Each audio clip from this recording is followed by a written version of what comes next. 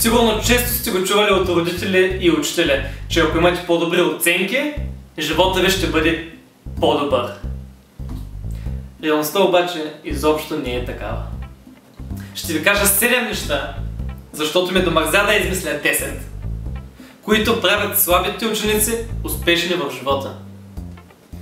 Хората с слаби оценки отрано са разбрали в кое им е силата, именно затова не се занимават в изучаването на излишни и безмислени за тях предмети. Бил Гейтс, например, човекът, който е най-богатият човек, още 5 пъти мога да кажа човек и не се почувствам зле от факта. Бил Гейтс, който е най-богатият човек в света, откакто съм жив, не успява да завърши университет.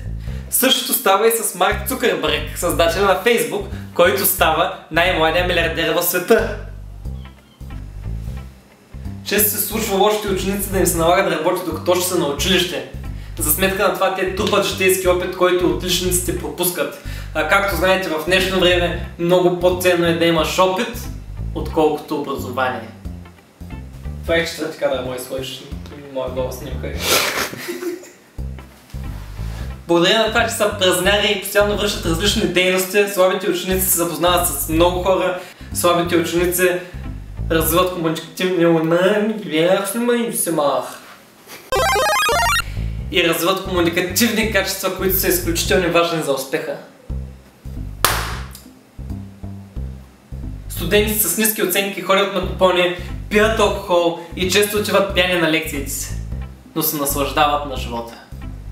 Но истината е, че работодателите харесват интелигентни хора с мускули.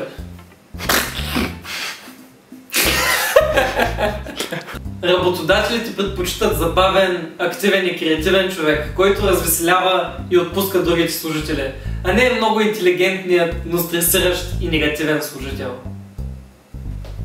Слабаците винаги са били оригинални, или казано на български, хитри.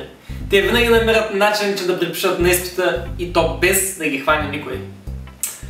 Според мен това развива до такава степен акъла им, че даже не се налага да снимам това видео, което до известна степен ги прави по-болно. Следват мечтите си. Признавам се, аз самият не бях добър ученик. Вместо да слушам родителите си и да наблягам върху учебните предмети и да уча всичко това, което вземахме в училище, аз предпочитах да излизам навън и да играя с приятели, а понякога влизах и вътре, в така наречените компютърни зали, за които като се сетим не избиват чувства на носталгия и други неща.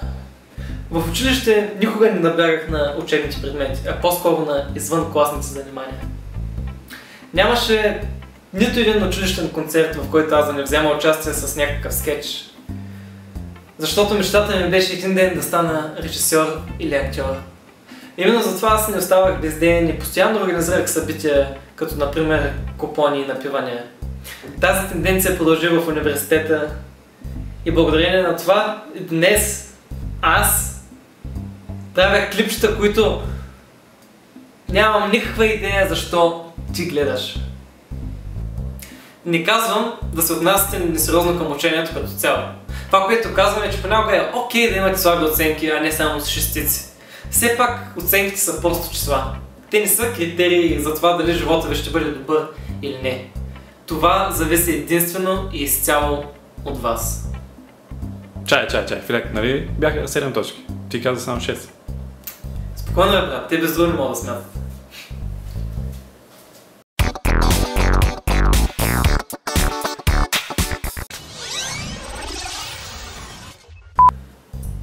Имаш ли? Хората с слаби оценки... Ще кажеш нещо или се позаяваш?